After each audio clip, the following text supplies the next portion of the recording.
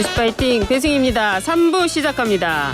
최근 야당에서 윤석열 대통령 탄핵 준비 의원 연대가 결성됐습니다.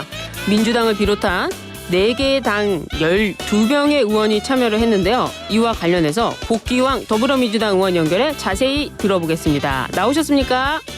네, 안녕하세요. 복귀왕입니다. 네, 의원님을 포함한 야당 소속 일부 의원들이 윤석열 탄핵 준비 의원 연대를 결성을 했는데요. 이 탄핵 연대를 결성하게 된 배경이 무엇일까요? 글쎄요, 우리 국민들께서는 잘 알고 계실 텐데요. 네. 윤석열 정부가 들어선 지 지금 2년 반 가까이 되고 있는데, 예.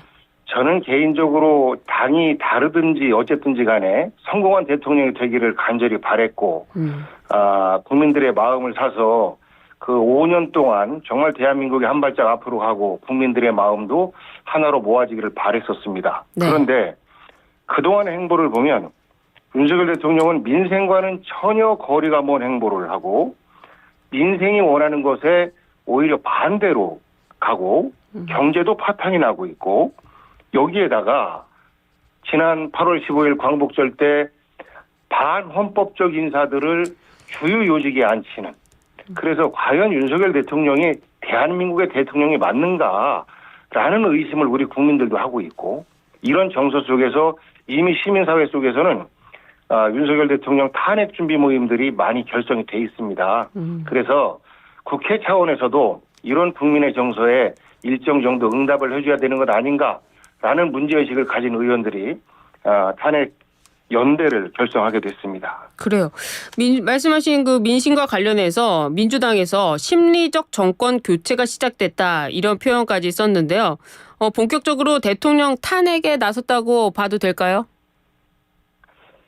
국회에서 대통령의 탄핵에 나선다라고 하는 것은 굉장히 무거운 이야기고 네. 자칫 국민들로부터 회초리를 맞을 수 있는 건데요. 네. 국회에서 탄핵이라기보단 네. 지난 윤석열 대통령의 행보와 윤석열 대통령의 정치를 보면 이미 국민들로부터 탄핵받고 있는 상황이다라고 저는 생각합니다. 이번에 저희 의원연대도 네. 그런 차원에서 국민들은 이미 윤석열 대통령을 탄핵하기 시작했는데 네. 국회 차원에서 아무런 움직임을 보이지 않는 것은 국민의 대표로서 무책임한 것이다라는 정서 속에서 국민의 정서에 응답한다라는 차원에서 이제 그 탄핵 연대를 구성을 한 것인데 박근혜 대통령 말기에 네. 지지율을 보면 약 한 20% 정도 그리고 이제 맨 끝에는 그 10%대로 무너졌는데 지금 윤석열 대통령의 지지율을 보면 거의 그때와 흡사합니다. 그리고 그것이 굉장히 장기간 진행되고 있어요. 네. 그래서 민주당에서 혹은 야당에서 국회에서의 탄핵이 문제가 아니고 이미 국민들은 심리적으로 윤석열 대통령을 탄핵하고 있다라는 것을 윤석열 대통령과 정부 여당에서는 무겁게 받아들여야 될 것 같습니다. 의원님 말씀대로라면 지금 탄핵 소추안을 제기할 것도 아니고 탄핵을 국회에서 진행하는 것도 아니고 이런 상황에서 시민단체가 이 탄핵을 준비하고 있다.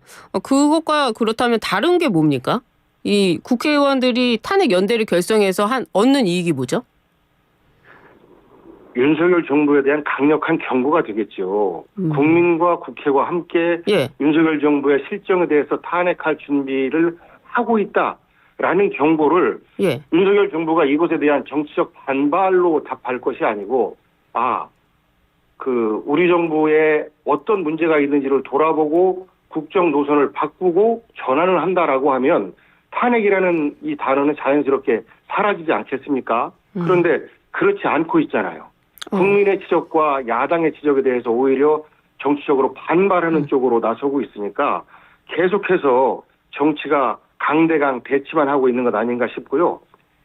국회라고 하는 공간은 특정 정당의 공간이기도 하지만 예. 동시에 그에 앞서서 국민들의 공간입니다. 예. 국민들의 뜻을 대변하고 그들의 뜻을 대신해서 표현하는 곳이어야 되는데 그런 차원에서 볼 때 국민의 생각과 국회의 생각이 같다라고 하는 것은 이상한 것이 아니고 현재 탄핵 연대 모임의 의원들의 모습과 그리고 시민사회단체의 모습 이런 부분이 별 차이가 안 난다라고 하는 것이 하등 이상할 것이 없는 것입니다. 오히려 그 계신 분들의 지역구 의원들도 계실 텐데 지역구 네. 의원들 지역구에 있는 주민들을 전부 100% 대표해서 이 탄핵을 찬성하는 건 아닐 거 아닙니까?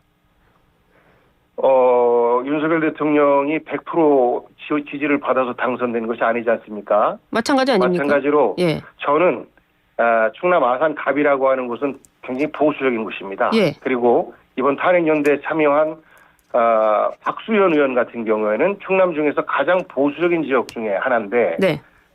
이번 추석 때 확인한 민심으로는 이번 정권은 해도 너무한다라는 것이 저희들이 확인한 민심이었어요. 그래서 저희들이 탄핵 의원연대에 참여한 것이 결코 잘못된 판단이 아니다라고 저희들은 확인을 하게 됐었는데 네. 100%의 국민들의 뜻을 대변한다라고 하는 부분은 불가능한 것이고요. 예. 박근혜 전 대통령 탄핵에 대해서도 국민의 약 20% 정도는 다른 의견을 갖고 있었고 지금도 윤석열 정부에 대해서 국민의 약 한 20% 정도는 잘한다라고 평가를 하고 있는 거 아니겠습니까? 네. 대다수의 국민들의 생각을 대변하는 것 그것이 제1기구로서의 국회 그리고 국민의 대표인 국회의원의 역할 아닌가 싶습니다. 그렇군요. 그런데 대통령실에서는요. 오히려 이 부분을 이재명 대표의 방탄연대 사전 작업이 아니냐 이렇게 비판을 했어요. 참 답답한 것이요. 예. 윤석열 정부가 시작됐으면 윤석열 정부의 정책과 정치로 승부를 봐야 되지 언제까지 이재명 대표의 여러 가지 위협이나 사법 리스크나 이런 것들만 언급할 겁니까? 그리고 네. 어떤 비판점이 있으면 전 정부 탓을 합니다. 네. 정말 떳떳하지 못한 것이죠. 그래요. 지금 민주당에서 탄핵 연대도 결성했습니다만 사실 장관 탄핵부터 시작해서 검사 탄핵까지 그리고 또 22대 국회 개원 2개월 만에 7건의 탄핵 소추안까지 발의하면서 탄핵이란 거를 너무 가볍게 생각하는 거 아니냐 이런 우려들도 일부 국민들 사이에서 나오고 있거든요. 이 부분은 어떻게 보십니까? 예, 있을 수 있는 걱정이라고 생각하는데요. 예. 국회에서 탄핵을 하기 전에 네. 먼저 해임 건의안을 제시를 했었습니다. 네. 그리고 여러 장관들에 대해서 해임 건의안이 국회에서 통과도 됐어요. 그러면 최소한 국회를 존중한다라고 한다면 해임이 아니라 자진 사퇴 형식으로라도 장관을 바꾼다든지 하는 정치를 하는 모습을 보여줘야 되는데 마이동통 아니었습니까? 그러다 보니까 결국은 해임 건의안도 그렇고 네. 탄핵 소추안도 그렇고 현 정권에 있어서는 정치적 오점으로 남는 것입니다. 그래서 윤석열 대통령이 아무리 꿈쩍 안 해도 윤석열 대통령의 정치적 오점은 하나하나 더 쌓여가고 그 오점들이 쌓여가서 이제는 거대한 파도를 이룰 수도 있다라는 경고를 받아들였으면 좀 좋겠습니다. 왜 탄핵만 하느냐, 되지도 않는 탄핵만 하느냐라고 정치적으로 반발하지 말고 왜 탄핵을 할까라고 돌아봤으면 좋겠습니다. 그렇지만 탄핵을 했습니다만 장관도 그렇고 검사도 그렇고 기각이 나왔단 말입니다. 이런 판결에 대한 책임을 민주당에서도 정치적 책임을 져야 되는 거 아닙니까? 그런 부분은 국민들께서 판단하실 거라고 봅니다. 윤석열 대통령의 각종 법안에 대한 거부권, 우리가 이승만 대통령 이후로 가장 많은 거부권을 행사하고 아마도 지금 추세라고 하면 이승만 정권을 넘어서는 거부권을 행사할 가능성이 매우 높은데 탄핵 소추도 저는 역대 대통령 중에서 가장 많은 탄핵 소추를 당한 정권으로 기록이 될 것이라고 봐요. 얼마나 부끄러운 일입니까?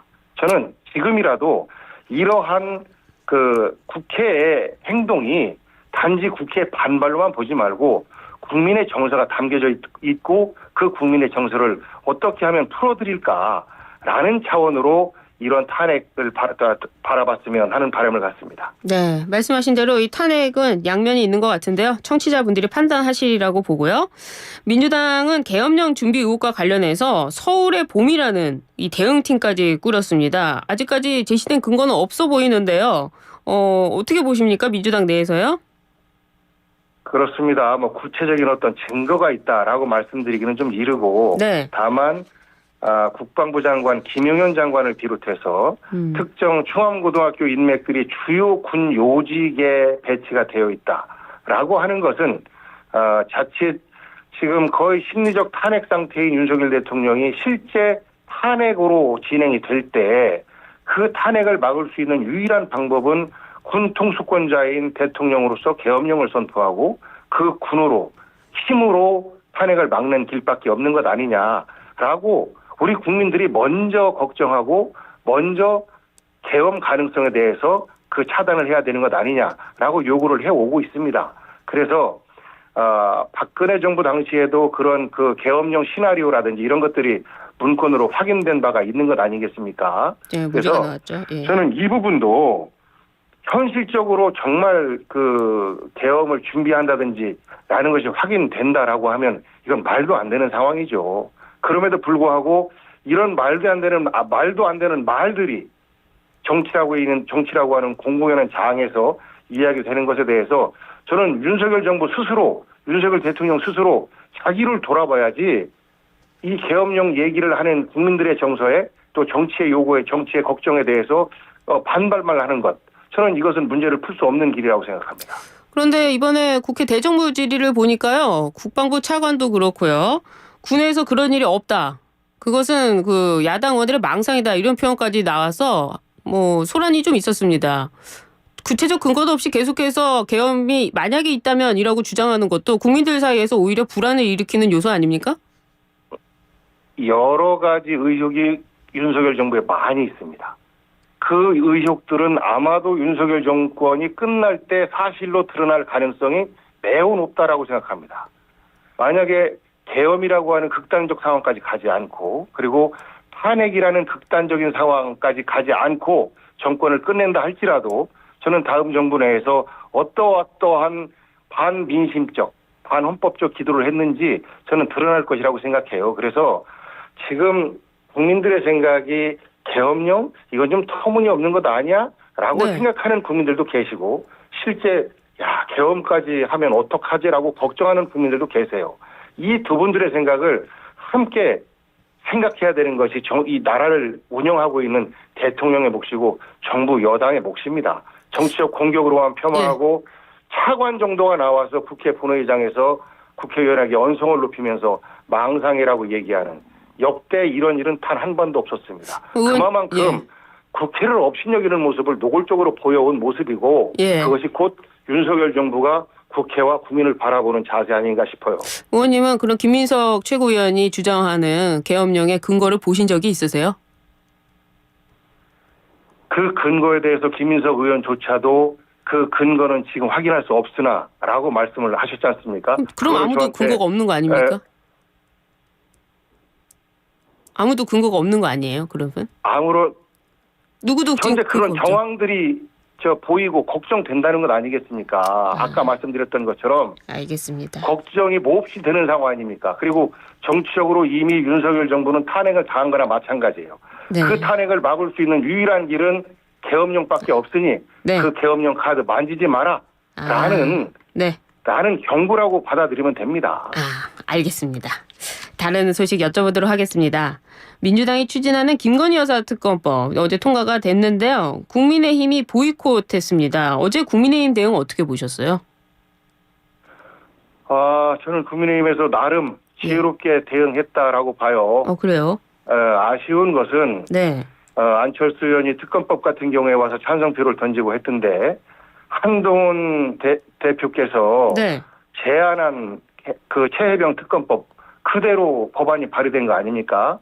그럼에도 불구하고 그들이 집단적으로 거부한 것에 대해서 정말 매우 아쉽고요. 이 부분에 대해서 전 국민들이 판단할 것이라고 봐요. 다만 이것을 가지고 또 필리버스터를 한다라고 했을 때 저는 상처를 입는 쪽은 윤석열 대통령 쪽일 수밖에 없었다. 왜냐하면 첫 번째 안건인 김건희 특검법 같은 경우에 왜 김건희 특검법을 발의해야 됐느냐라는 것을 가지고 찬반 필리버스터를 하게 됐을 때 과연 그 정치적인 손해가 누구한테 가겠습니까? 저는 그런 판단 속에서 국민의힘에서 본회의 거부 형태로 맞선 것 아닌가 싶습니다. 아, 그렇군요.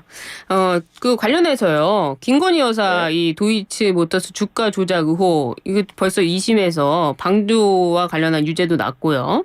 또 네. 이번에는 그모 언론사에서 총선 공천 과정에 개입을 했다 이런 의혹을 또 보도를 했습니다. 이와 관련한 건 어떻게 보고 계십니까? 그러니까 저도 이런 증거들은 보지는 못했는데요. 네. 시중에 그런 이야기가 돌고 언론에도 나오고 있습니다. 네. 도이치모터스 주가 조작과 관련해서는 이미 재판 과정에서 그 증거들이 속속 나오고 있고 그와 비슷한 범죄를 저지른 자들은 이미 유죄 선고를 받고 있어서 네. 이미 명백한 증거가 있는 것이고 명품 가방 수수도 명백한 증거가 있는 것이에요. 여기에다가 네. 이제는 이제 총선 개입 그리고 2022년 재보궐선거 때도 개입했고 이 증거로서 윤석열 대통령 부부와 굉장히 네. 가까운 뭐 정확히는 김건희 씨와 가까운 뭐 명태균 씨라고 하는 네. 그 지역 정치 컨설턴트의 개입 이런 의혹들이 매우 구체적으로 언론을 통해서 나오고 있는 것 아니겠습니까? 네. 저는 이 부분도 대통령실에서는 아니올시다라고 잡아떼기로 나갈 텐데 네. 저는 결국 언젠가는 네. 과거에 태블릿 PC가 스모킹건이 됐던 것처럼 저는 언젠가는 이런 스모킹건이 확인될 날이 올 것이다 예. 해서 저는 이런 부분에 대해서 뒤로 빼지 말고 먼저 잘못한 부분이 있다라면 저는 국민들에게 사과드리고 이 문제를 수습하는데 나서야 되는 것이 네. 대통령과 대통령실의 자세 아닌가 싶어요. 아, 그렇군요. 근데 그 공천 개입 의혹과 관련해 가지고요. 이게 또 개혁신당의 비례대표 1번을 요구한 거래로 지금 네. 진실 공방이 이어지고 있습니다. 김영선 의원이 비리를 폭로할 테니 비례 1번을 달라. 뭐 이런 취지로 이야기했다. 또 한편에서는 비례 1번을 줄 테니 폭로해라. 서로 간의 공방이 있는데 어떻게 보세요? 어느 정도 정황상 양쪽의 의견 다 좀 근거는 좀 있어 보입니다. 아, 그래요? 그리고 예.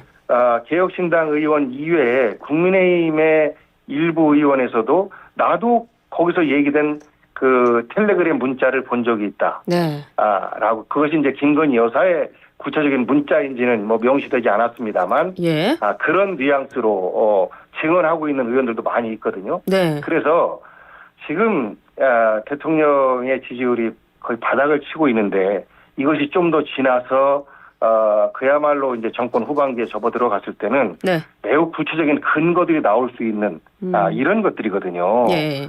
그래서 지금 나오는 이번 총선에서의 공천 개입 의혹이나 재보궐선거에서의 개입 의혹이나 이런 부분들이 매우 상당히 사실일 가능성이 높다라고 생각하는 국민들이 많다라고 저는 생각합니다. 그렇군요. 알겠습니다. 문재인 전 대통령을 향한 검찰 수사에 민주당에서 전 정권 정치 탄압 대책위원회를 만들어서 지금 당에서 대응을 하고 있습니다. 또 23일에는 문재인 전 대통령을 예방한다고 하는데요. 이 친명계와 그리고 친문계 다시 손을 잡고 가는 겁니까? 그러니까 친명, 친문 뭐 이렇게 좀 많이 나눠져서 말씀하시는 분들도 계신데 네, 언론은 그렇죠. 문재인과 이재명은 네. 한 식구입니다. 아, 그 문재인 대통령의 따님께서 운명공동체다라고 하는 가족이기 때문에 그런 네. 표현을 했었는데 정치적으로 문재인 대통령과 이재명 대표는 정치적으로 한 식구인 겁니다. 운명공동체인 거죠. 그래서 친문, 친명이라고 불려지는 사람들이 서로 대립하면 민주당의 미래도 암담한 것이고 정권 교체도 불가능하다고 저는 생각합니다. 그래서 네. 서로 간의 경쟁은 건전한 경쟁이어야 하고 예. 그리고 정권 교체라는 대의 앞에서 저는 친명, 친문을 가리는 문제는 아니다라고 생각합니다. 그렇구나. 그런 차원에서 현 정부의 전 정부 탄압에 대해서 한 목소리로 또 손을 잡고 대처를 하고 있는 것이고요. 알겠습니다. 이번에 그 10월에 재보궐선거 있지 않습니까? 네. 지금 민주당과 조국혁신당 호남을 두고 경쟁을 벌일 것이다. 이렇게 지금 뭐 예상들이 되고 있는데요. 박지원 의원에 대해서 신장식 조국혁신당 의원은요. 호남 대표가 아직도 박지원 의원이냐 이렇게 지적했습니다. 어떻게 들으셨어요? 선거 때가 되면 네. 다소 과한 표현들이 많이 나오지요. 예. 그런 그 표현 중에 하나라고 생각하고요. 그동안에 이제 호남은 민주당이, 영남은 뭐 현 국민의힘이 예. 이렇게 독식을 하다시피 했었는데 호남 내에서 이제 경쟁이 좀 생긴 것이죠. 그 전에 국민의당이라는 그렇죠. 그 안철수. 정당이 예. 호남 정서에 기대서 반짝 성공을 했다가 다시 또 뭐 소리도 없이 없어졌지 않습니까? 예. 그런 역사가 있는 것처럼 호남에서는 굉장히 호남 유권자들은 그 정치적으로 뛰어납니다. 그래서 민주당에서는 이번 보궐선거에 긴장감을 가지고 임하고 있고 저희는 민주당이 승리할 것이라고 봅니다만 조국 혁신당을 지지하고 있는 그 호남 민심 이 또한 저희가 그저 만만하게 바라볼 수만은 없다라고 생각합니다. 그래요. 그렇지만 또 말씀하신 걸 들어보니까 조국 혁신당을 제2의 국민의당으로 보시는 것 같은데 그렇다면 바람과 함께 그렇지 사라지는 않습니다. 겁니까? 그렇지 않아요. 그래요? 다릅니까? 그렇다면 이제 그 조국 혁신당 분들이 굉장히 모욕적으로 들을 것이고 네. 개혁 경쟁을 국민의힘은 당시에 그 민주당의 국민의당, 예. 절과 개혁 경쟁을 하지는 않았습니다.